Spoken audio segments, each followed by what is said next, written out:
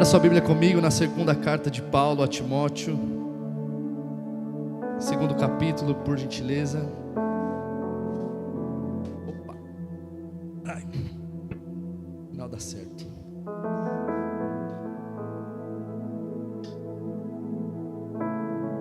Glória a Deus. Quantos encontraram? Segunda carta de Paulo a Timóteo, segundo capítulo. Quem está com a Bíblia aí diz amém. Glória a Deus, colocaram no telão aqui também, amém. Vamos ler. Diz assim. Obrigado, querido.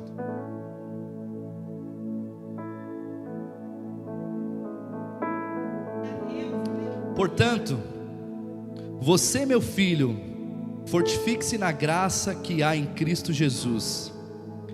E as palavras que me ouviu dizer na presença de muitas testemunhas, confia-as a homens fiéis que também sejam capazes de ensinar a outros.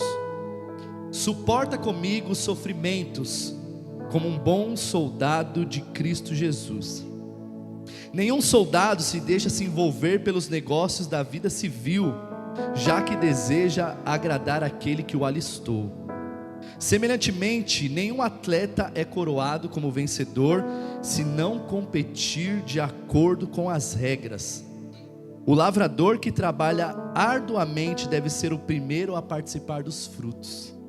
Reflita no que eu estou dizendo e o Senhor te dará entendimento em tudo. Feche teus olhos, uma palavra de oração. Pai, muito obrigado pela porção da tua palavra. Nós já ouvimos o Senhor falar de diversas maneiras, e agora iremos fazê-lo, Senhor, ouvindo uma porção que o Senhor preparou para nós. Fale conosco, para que isso agregue em nossa vida e para que possamos cumprir o nosso chamado da maneira que o Senhor bem quer. Que te pedimos, agradecidos em nome de Jesus, amém. Queridos, hoje eu quero falar sobre liderança que inspira. O tema liderança é um tema muito falado na atualidade, por conta das palestras coaches, por conta do homem que tem conquistado muitas coisas. Um tempo atrás eu comecei a fazer um curso e na grade estava o tema liderança. Hoje é um assunto muito em alta, liderança, inteligência emocional e empreendedorismo, né?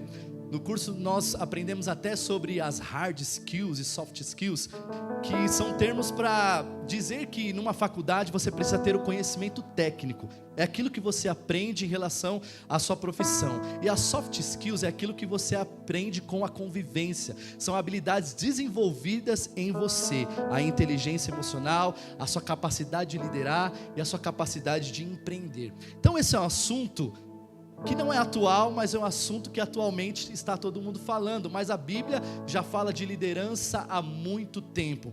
A liderança sempre foi necessária para que haja um direcionamento. A Bíblia diz que quando o ímpio governa, o povo perece, mas quando o justo governa, o povo prospera. Então, é fato que você deve ser inspirado por alguém, por alguma liderança, alguém que está perto de você, alguém que te influencia, alguém que você olha e até admira. Só que a liderança, ela vai além dessa questão de se admirar, ela precisa inspirar. Então muita gente tem desenvolvido uma liderança com princípios técnicos e as pessoas têm admirado. Só que o conceito de liderança bíblico, ele vai além da admiração. Ele precisa chegar na inspiração.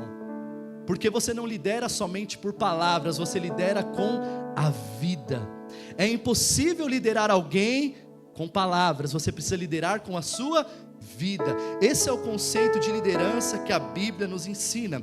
Só que hoje nós vivemos uma crise muito grande no quesito liderança, na política. Quantos têm acompanhado aí essa crise do INSS? Pessoas que foram colocadas lá para beneficiar o povo, agora estão roubando o dinheiro dos aposentados.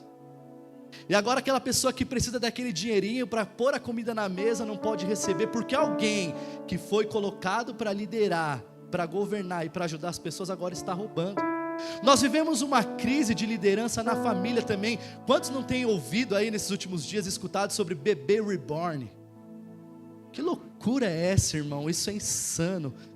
Pessoas estão trocando os filhos, que a Bíblia diz que são heranças do Senhor, por um boneco. Por quê? Porque não querem ter não querem ter responsabilidades, porque talvez não tenha tido um referencial de pai, um referencial de mãe. Então todos nós lideramos uma área da nossa vida. Essa palavra aqui não é para quem desenvolve uma liderança na igreja, não é para quem está envolvido em um departamento da igreja. Essa palavra é para a vida, porque você precisa liderar pelo menos a sua própria vida. Se você não consegue liderar a sua própria vida, você não consegue atingir os seus objetivos, você não consegue servir a Deus, você não consegue ter algumas finanças saudáveis. Se você não dominar e não liderar as suas emoções, você não lidera mais nada. Então a liderança, ela é muito necessária, e aqui nós iremos aprender um pouco com Paulo, alguns princípios para que nós possamos desenvolver uma boa liderança, seja na nossa casa, seja no âmbito da família, seja na empresa e seja na igreja também. Precisamos ser líderes que inspiram a vida de outras pessoas a viver da mesma maneira que nós estamos vivendo. E como eu disse, isso não se faz com palavras, isso se faz com a vida. É por isso que o apóstolo Paulo diz assim: olha, sede meus imitadores como eu sou de... Paulo tinha moral para falar isso, porque ele era um exemplo. E agora ele preso está encorajando Timóteo a isso. Mas quando nós vivemos uma crise de liderança, as pessoas não precisam de um chefe, as pessoas precisam de um líder que seja capaz de plantar esperança no coração das pessoas.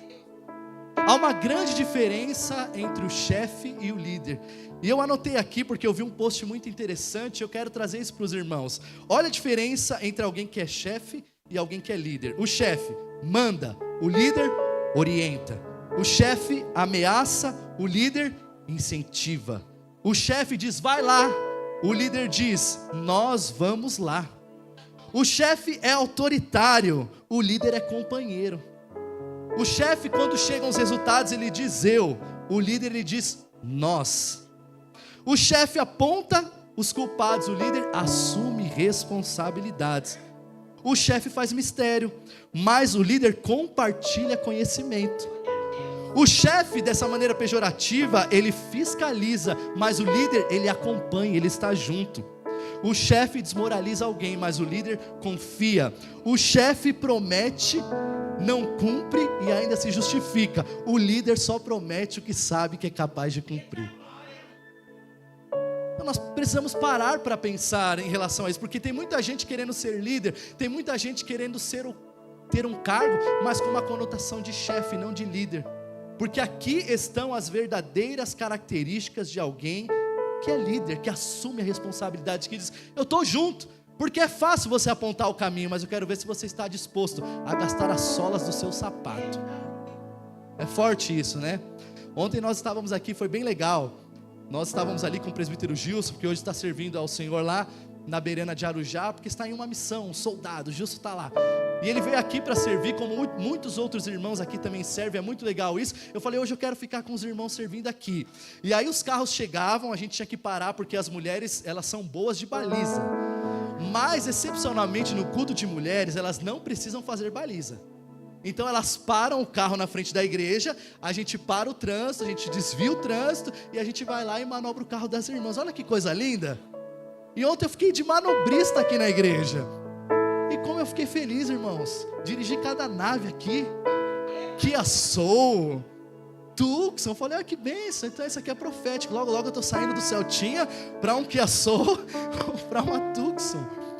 Porque o líder não é aquele que manda, ele é aquele que está junto, que cumpre, que inspira com as suas atitudes e não com as suas palavras. Mas agora, o apóstolo Paulo está preso em Roma, e ele está encorajando Timóteo a cumprir o seu chamado, falando: Timóteo, sofre comigo as aflições como um bom soldado de Cristo, porque eu estou impossibilitado de pastorear Éfeso, mas você foi colocado aí, então você precisa cumprir o seu chamado. Então, com base nesse texto aqui, nós iremos participar de algumas características que nos ensinam a ter uma liderança inspiradora. Você que é mãe, você que é pai, você que desenvolve um cargo na empresa, ou você também que desenvolve um ministério ou um cargo na igreja. A primeira coisa é: a liderança que inspira, ela se fortalece na graça. Então Paulo, ele começa encorajando Timóteo, dizendo assim: Timóteo, apesar de todas as coisas que você está fazendo, apesar de você ser um cara chamado, separado, ser bom e apto para ensinar, a primeira recomendação que eu quero te dar, Timóteo, é: fortifica-te na graça que há em Cristo Jesus. Porque a nossa liderança não pode ser desenvolvida na nossa autossuficiência e nem na nossa insuficiência. Ela precisa ser desenvolvida na graça de Deus. Seja você que tem a incumbência de formar um caráter na vida do seu filho, seja você que tem a incumbência de liderar pessoas na sua empresa, seja você que tem a incumbência de guiar um ministério na igreja, você não conseguirá se você não se fortalecer na graça que há em Cristo Jesus. A graça não é algo que vem de nós, a graça é um presente que Deus nos dá, e a única maneira que nós temos a possibilidade de acessar essa graça é através da fé. Porque pela graça sois salvos mediante a fé. Isso não vem de vós, é dom de Deus, mas a fé é o meio pelo qual nós acessamos a graça de Deus. Então quando você está olhando para os seus problemas, quando você está olhando para a sua vida dizendo eu não vou conseguir mais, você precisa lembrar que existe uma esperança. Porque a fé é a certeza das coisas que se esperam e a prova das coisas que eu não vejo. Então às vezes eu estou no meio da tempestade, eu estou no meio do problema, eu já usei todo o meu network, eu já usei toda a minha capacidade de desenvolver algo e eu não estou conseguindo. E aí eu me lembro que existe uma graça que me sustenta e que me fortalece. Nós não conseguiremos cumprir as nossas responsabilidades se não for pela graça de Deus. Hoje eu tenho o privilégio de receber aqui a minha sogra. Faz assim, ó, aquela mulher que não para de glorificar Jesus ali. Nem parece com a pastora, né? E às vezes, um dia meu cunhado falou assim para mim: você quer saber como sua esposa vai ficar daqui a uns anos? Olha para sua sogra. Eu já repreendido. Brincadeiras à parte, a minha sogra é linda e maravilhosa, eu amo ela.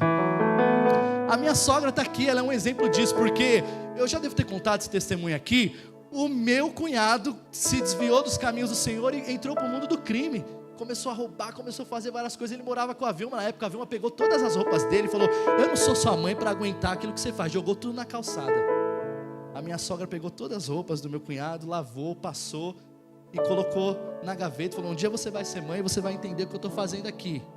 Mas foram dias terríveis, dias em que ela precisava ir na biqueira para pegar ele que estava lá jogado, caído no chão. E eu tenho certeza que essa mulher está aqui hoje na presença de Deus, não pela sua própria força, mas existe uma graça que fortaleceu a vida dela. Fortaleceu a vida dela. Ela falava: o meu filho é uma bênção. E hoje ele está lá em Florianópolis, casado, um homem de Deus, trabalhador e servo do Senhor, serve ao Senhor na igreja. Porque ela olhava naquele tempo de dificuldade e dizia assim: eu não sou o suficiente, eu não posso, mas a graça do Senhor me fortalece. Segundo aos Coríntios, segunda carta de Paulo aos Coríntios, capítulo de número 12, tem aquele texto célebre que a gente conhece. Paulo tinha um espinho na carne e orou 3 vezes para que Deus tirasse o espinho. E Deus falou: não vou atender isso, mas existe uma graça que te basta, e o meu poder que se aperfeiçoa na sua fraqueza. Então, se você deseja inspirar os seus filhos, se você deseja inspirar os seus liderados, se você deseja inspirar a sua igreja, primeiramente se coloque na dependência do Senhor. Nós temos o exemplo de Moisés, que foi um dos grandes líderes da Bíblia. Lá em Êxodo 33, a partir do versículo de número 12, nós temos aquela passagem conhecida, que Deus fala para Moisés: olha, já que vocês querem tanto a terra, eu vou dar a terra para vocês, mas eu mandarei um anjo para ir adiante de vocês. E Moisés, ele tem algo assim que me deixa maravilhado. Moisés, além de um líder, ele era um pastor de verdade. Jesus chamou Moisés porque, Deus chamou Moisés porque ele estava pastoreando as ovelhas de Jetro. E não foi uma vez, não foram 2, foram várias vezes que Moisés se coloca entre Deus e o povo, e dizendo: Senhor, se eu tenho achado graça aos teus olhos, por que o Senhor não vai conosco? O Senhor tirou esse povo da terra do Egito. Senhor, já que tu disse, olha a audácia de Moisés, já que o Senhor disse para mim um dia que eu tenho achado graça aos seus olhos, se isso é verdade, não nos mande sozinhos, mas envia a tua presença para que vá conosco, porque se a tua presença não for conosco, não nos faça sair daqui. E aí sabe como Deus responde a Moisés? Lá no versículo de número 17, então disse o Senhor a Moisés: farei também isso que tens dito, porquanto achastes graças aos meus olhos. Moisés falava face a face com o Senhor, Moisés tinha uma vida de intimidade com Deus, mas ele era completamente dependente da graça. Deixa eu dizer algo para você muito interessante hoje: você não é autossuficiente, e você também não é a última bolacha do pacote. Você é alguém que Deus escolheu, você é alguém que Deus firmou em você uma identidade, E quando você tem uma incapacidade, Ele te fortalece com a graça. Então Timóteo, talvez existam muitas pessoas mais inteligentes que você. Timóteo era um jovem pastor. Talvez existam mestres que vão ensinar até mesmo melhor que você a palavra, mas fortifica-te na graça, que isso é o suficiente. Sabe por quê? Quando nós temos uma liderança pautada na nossa identidade, nós não vivemos por competitividade.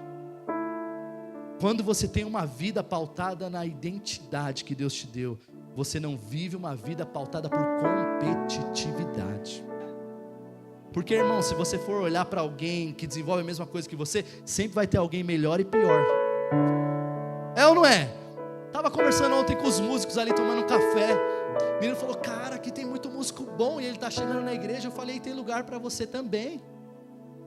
Porque, irmão, quando diz respeito ao nosso chamado, nunca é sobre o outro, mas é sobre algo que Deus colocou em você. Se Ele te chamou, se Ele te enxergou, é que você vai cumprir um propósito singular, que o irmãozinho que é melhor que você não vai cumprir, porque Deus colocou algo em você. E quando você olhar para si e ver que não faz sentido, saiba que você tem uma identidade. Não viva por competitividade, porque competitividade não produz fruto nenhum, não transforma a vida de ninguém. Mas quando há verdade em você, quando você toma posse da palavra e diz, eu vou me fortificar nessa graça, eu vou cumprir o meu chamado, sem olhar para a direita, para a esquerda, você começa a inspirar a vida das pessoas, porque tem alguém te observando.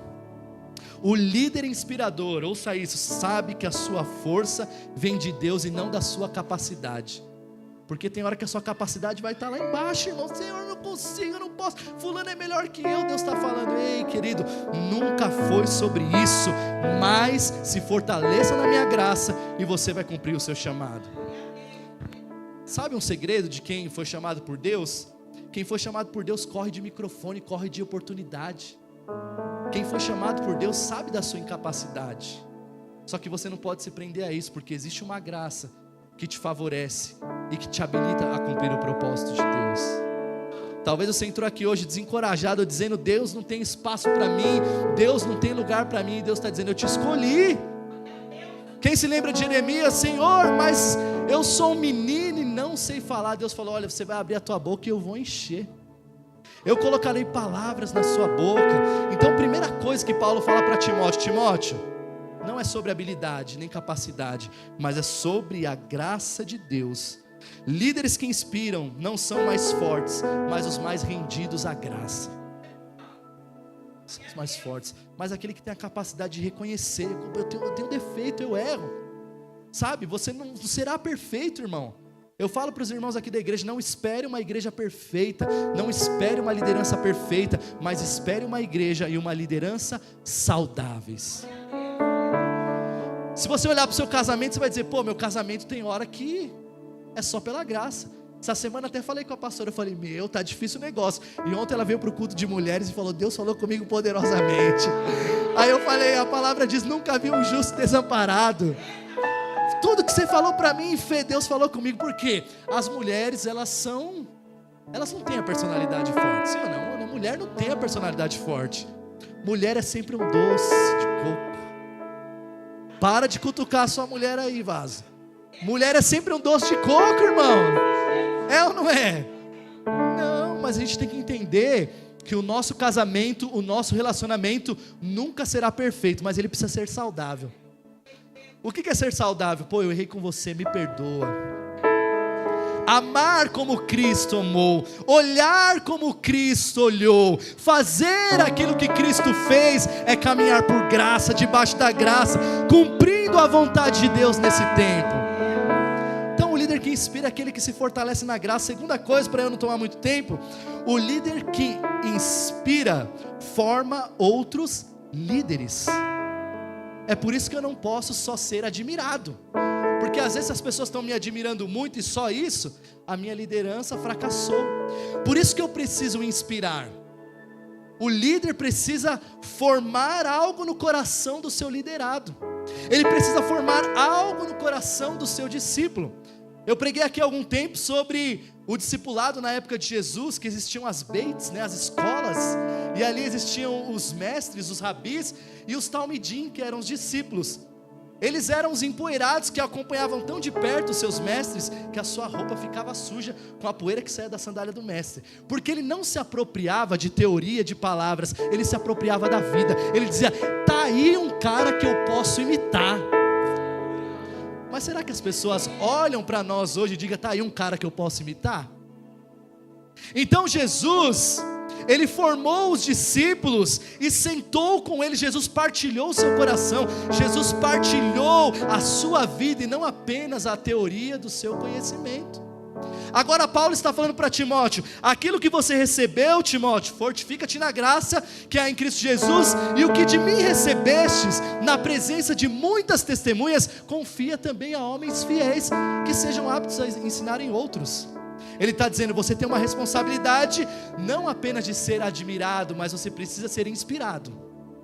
As pessoas precisam te imitar de acordo com a sua vida, que é um exemplo. Então o que Jesus fez? Ele deixou uma ordem para a igreja, dizendo lá em Mateus 28:19: vão e façam discípulos de todas as nações, batizando em nome do Pai, do Filho e do Espírito Santo, ensinando a guardar tudo que eu tenho ordenado. Então, irmão, não é uma opção, é uma ordem fazer discípulo. Pastor, mas eu não tenho oportunidade de pregar na igreja. Pastor, eu não tenho. Começa discipulando o seu filho.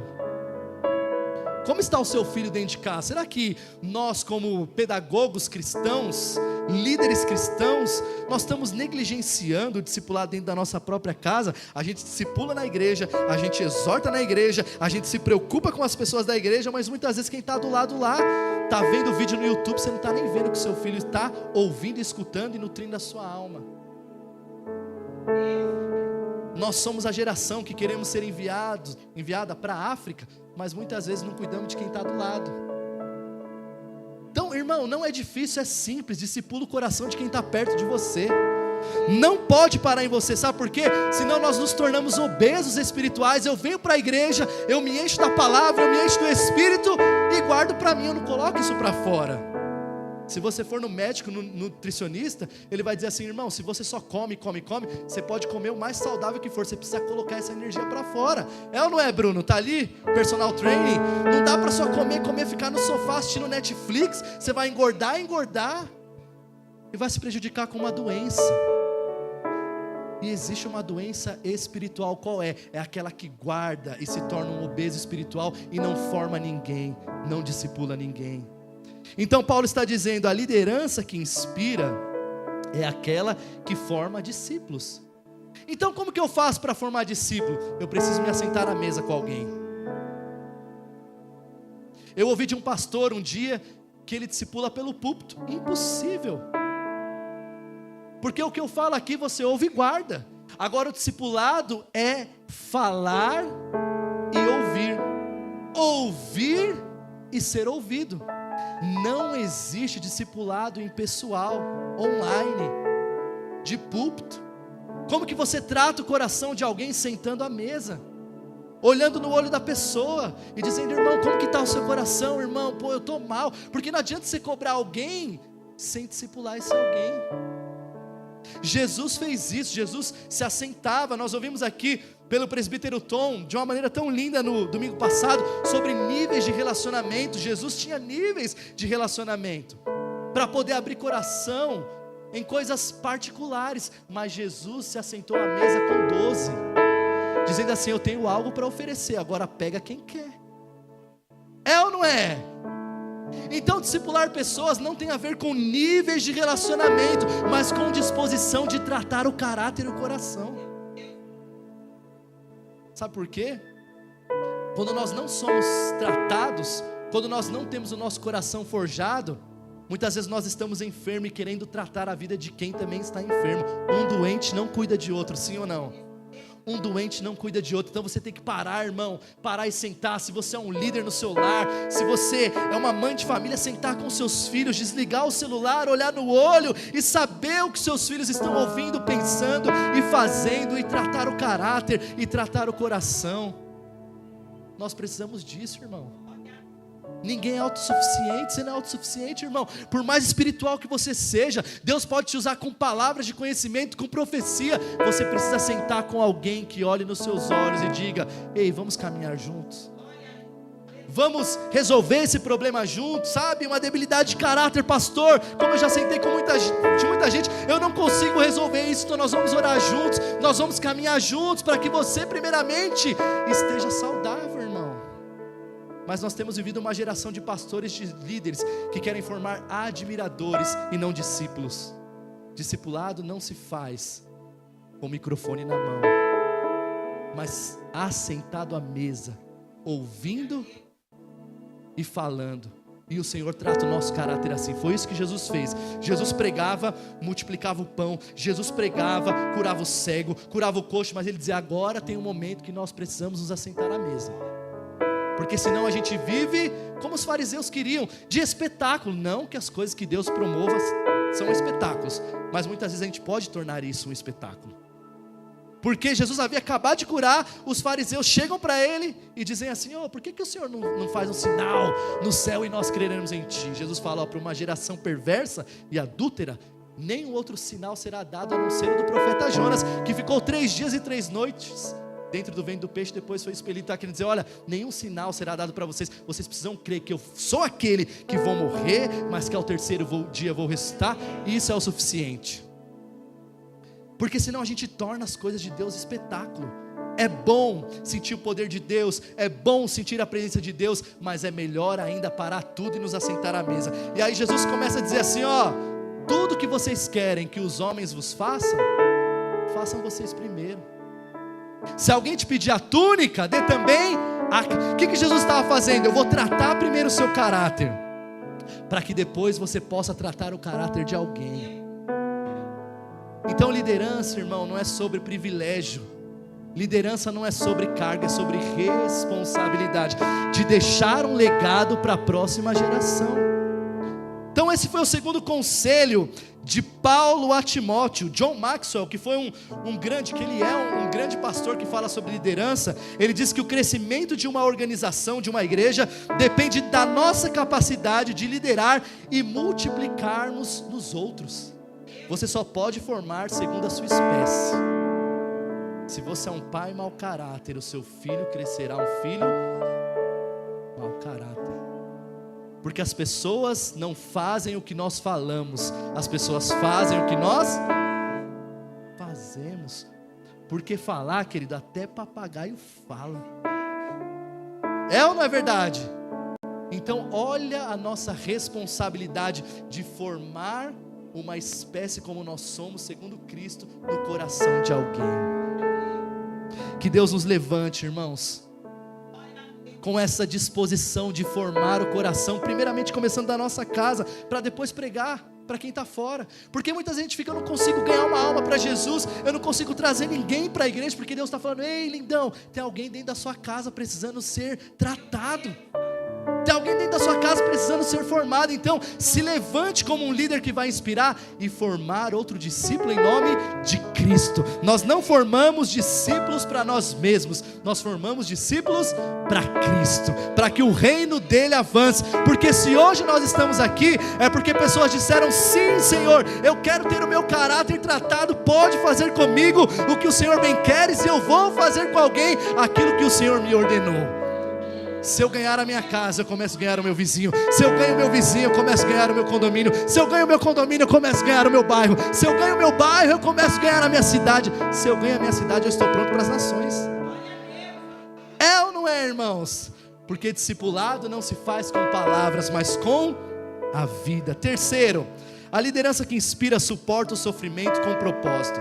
Agora Paulo vai usar as metáforas, dizendo: você é um soldado, você é um atleta e você é um lavrador. Quando você para pensar na figura do soldado, ele não é alistado por vontade própria. Então quando você entregou a sua vida para Jesus, você não passou a fazer parte de um povo seleto. A igreja não é um hotel, a igreja é um exército. E automaticamente quando você entrega a sua vida para Jesus, agora você se torna um soldado. Quem é homem aqui sabe disso. Quando você completou 17 anos, lindão, o que você teve que fazer? se alistar no exército. Você teve opção? Obrigatoriamente você teve que ser alistado para ser recrutado para servir o seu país.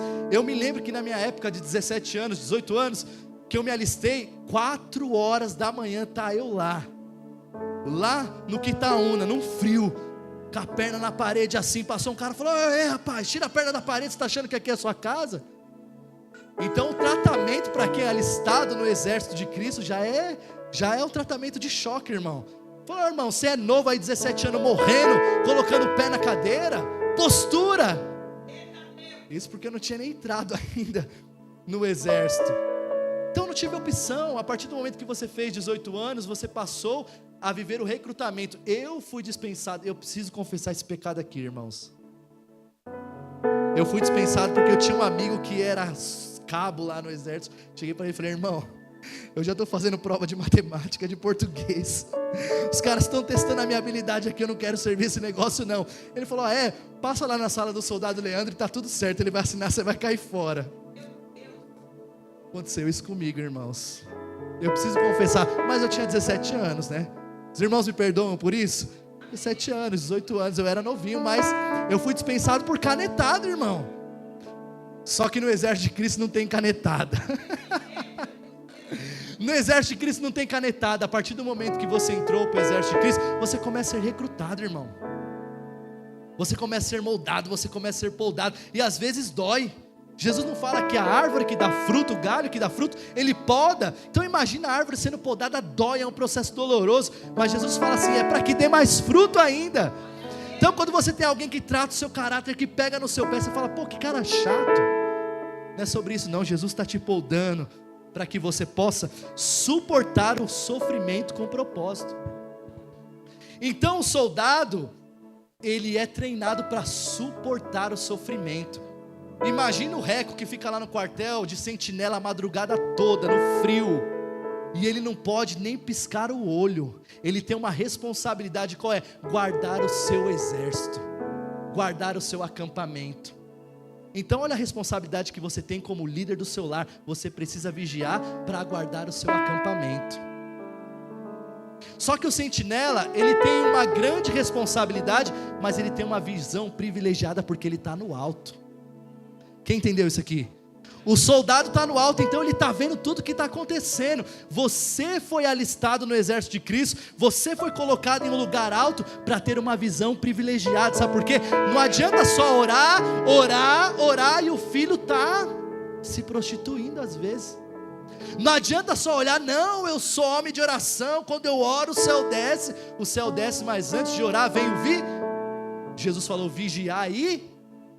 Porque às vezes você não faltava uma vigília, você era homem de oração, mulher de oração, e muitas vezes com uma brechinha, porque você deixou de vigiar, o inimigo entrou, e infelizmente ele fez coisas que ele não deveria ter feito.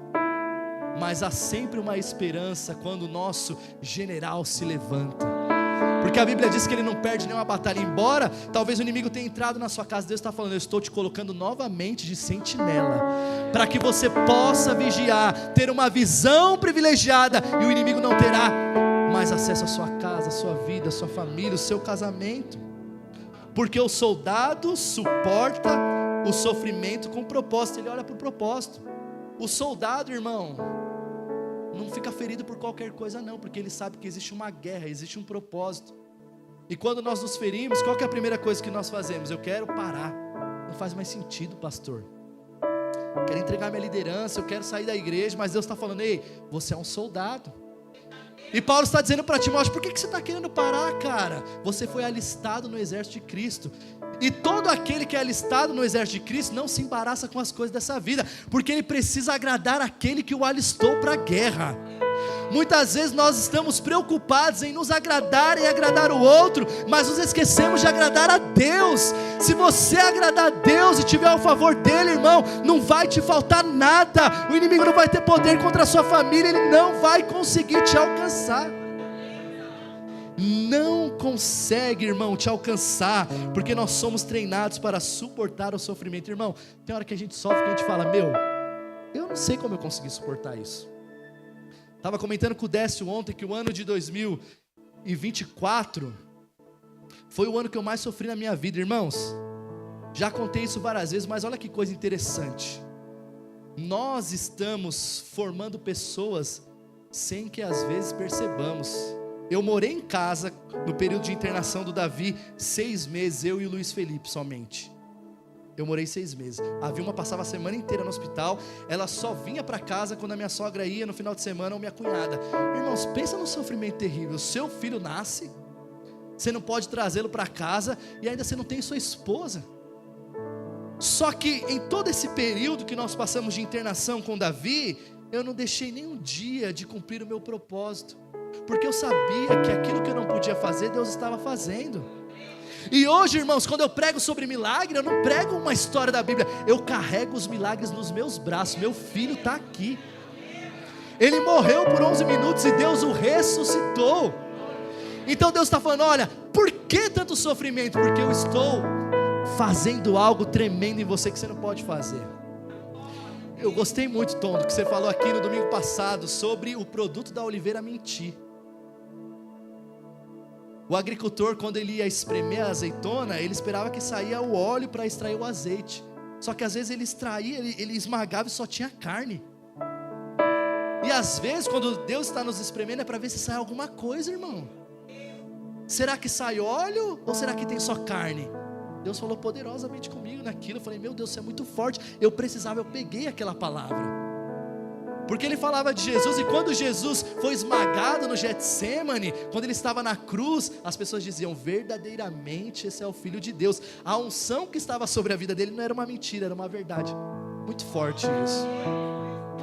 Então hoje eu olho e falo, poxa, eu fui muito esmagado, cara. Quando eu ia embora com o Luiz, os irmãos olhavam e falavam, ficavam com dó. O pastor está sofrendo igual um cachorro, meu. Mas hoje eu olho e eu vejo que o que Deus gerou no meu coração foi algo que dinheiro no mundo não poderia fazer. Dinheiro no mundo não poderia. E sabe o que isso gerou? Uma resiliência no meu filho que, irmãos, é inexplicável.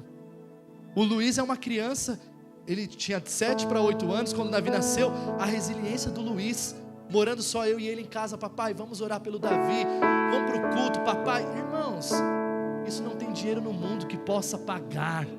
Nós somos espremidos, nós estamos sendo preparados como soldados de Cristo, estamos sendo esmagados, suportando o sofrimento, porque existe um propósito maior para cada um de nós.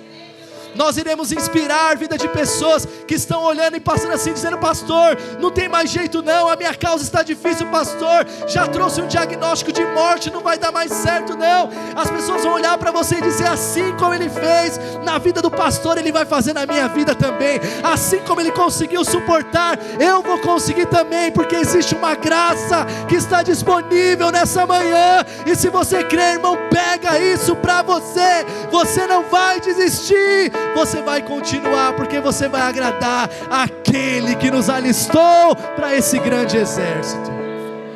Aleluia, aleluia, irmãos. Irmão, se eu partisse hoje, minha missão já estava cumprida. Eu formei o coração do meu filho, uma criança de 8 anos com uma resiliência que às vezes um adulto não tem, porque o processo é difícil, mas se você suporta, irmão, você inspira a vida de alguém. Jesus está te levantando como alguém que forma o coração de pessoas, como alguém que muda realidades para a glória de Deus. A liderança que inspira, persevera com disciplina. Agora ele vai usar a figura do atleta.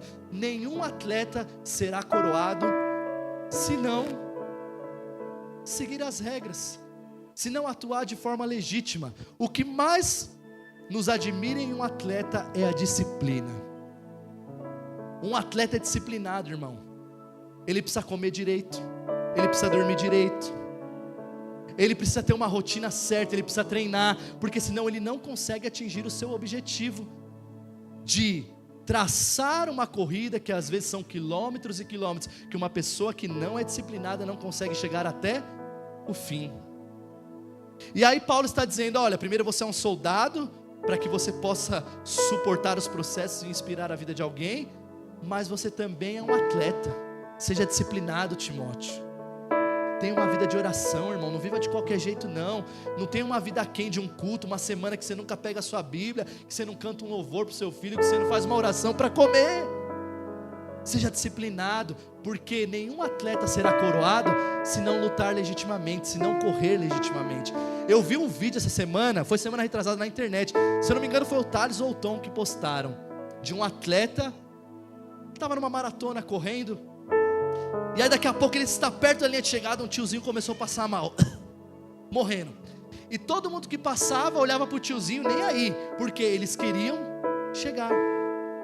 Mas aí aquele cara que estava, ele era praticamente um dos primeiros do vídeo, né? Ele era um dos primeiros, e quando ele viu que o cara estava passando mal, ele olhava para a linha de chegada, ele olhava para o propósito e falava: cara, eu não posso deixar o cara aqui, como assim? Eu vou chegar lá, mas esse cara está passando mal. Sabe o que ele fez?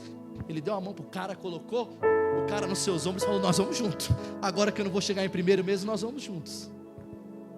Porque nenhum atleta será coroado se não seguir de forma legítima. Porque às vezes eu estou bem, minha casa está bem, mas como que está o irmão do lado? Às vezes, irmão, você tem que parar o seu objetivo para ser um sustento, um suporte para a vida de alguém. Mas hoje, infelizmente, muitos líderes querem atingir o seu objetivo sem se importar com quem está do seu lado caído. Se for assim, eu não quero. Se for assim, não é legítimo. Tá, você vai ser coroado lá, você vai subir no primeiro lugar do pódio, mas você passou e deixou alguém caído, ferido. Que tipo de honraria isso traz para o seu coração? Jesus contou uma parábola dizendo que um homem foi espancado e ficou na beira do caminho. Passou o sacerdote, passou o levita, olhou e disse: talvez estavam indo para o templo, não sei, não é minha responsabilidade. E passou um samaritano, alguém que não tinha título, alguém que não tinha cargo, alguém que não tinha formação eclesiástica, e disse: eu vou ajudar esse cara. Colocou ele nos seus ombros, levou ele para uma hospedagem, passou vinho e azeite nas suas feridas, pagou a sua dívida e disse: eu vou voltar depois para ver se você melhorou. Nenhum de nós seremos coroados se não lutarmos de forma legítima. As pessoas não lembrarão de você pelo que você diz, mas as pessoas lembrarão de você pelo que você faz, por quem você é. Se você é alguém inspirado por Deus, movido por graça, você estende a mão para quem está caído. Por último, para a gente concluir, Paulo usa a terceira figura do lavrador. Timóteo, tudo isso pega num pacote e entende, porque Deus te dará compreensão para tudo. Mas nenhum lavrador que trabalha a terra deixará de gozar dos seus frutos. Sabe o que Deus está dizendo para você? Tudo que você faz te trará um benefício, um resultado. Você não vai plantar para não colher, você vai colher, irmão. Você vai colher. Seja coisas ruins que você tem plantado, ou seja coisas boas. Você está dizendo: Timóteo, não tem como reverter isso. O trabalhador que lavra a terra deve ser o primeiro a gozar dos seus frutos. E talvez você pense: pastor, mas o que eu fiz não deu certo, talvez não deu certo naquela época, mas tudo que você semeou lá atrás, Deus te fará colher um dia, porque é promessa. E qual que é a grande característica de um agricultor? É a paciência. Sabe por quê? Ele trabalha a terra, ele lança semente, mas quem dá o crescimento? Irmãos, existem assuntos que não são de nossa responsabilidade, é de Deus, e pronto, acabou. É ou não é? Porque depois a gente acha que é sobre nós. Se você trabalhou a terra, se você jogou a semente, se você regou, se você esperou, pode ter certeza que um dia essa semente vai brotar. Uma linda árvore vai crescer, e frutos poderosos alimentarão não só apenas você, mas pessoas que estarão contigo. Está falando: Timóteo, o trabalhador que lavra a terra deve ser o primeiro a gozar dos seus frutos. Então a liderança que inspira é baseado nisso, irmão. Na verdade, na vivência. Não existe liderança impessoal, existe liderança com vida na vida, com verdade, irmão, sabendo que nós somos seres humanos, que nós erramos, que nós pecamos, que nós falhamos uns com os outros, mas são pessoas que o Senhor colocou para estarmos juntos a cada dia, lado a lado, dizendo: meu irmão, estamos juntos. Que Deus possa nos levantar nessa geração Você que é pai de família, você que é mãe de família, você que é líder na igreja, você que tem uma responsabilidade no mercado de trabalho, que a sua vida seja uma expressão da glória de Deus, que a sua vida seja uma realidade que transforme as pessoas. Você não é o chefe, você é um líder. E por isso nessa manhã Ele te sustenta com a sua graça, Ele te prepara como um soldado, Ele te faz ter consciência de um atleta disciplinado, e Ele te dá paciência, porque no tempo certo você colherá os frutos para a glória de Deus. Se você crê nisso, fica de pé, nós vamos terminar o nosso culto. Grupo de louvor, suba aqui, eu quero fazer uma oração com você, para que essa palavra, irmãos, não fique apenas aos nossos ouvidos, mas que ela desça ao nosso coração.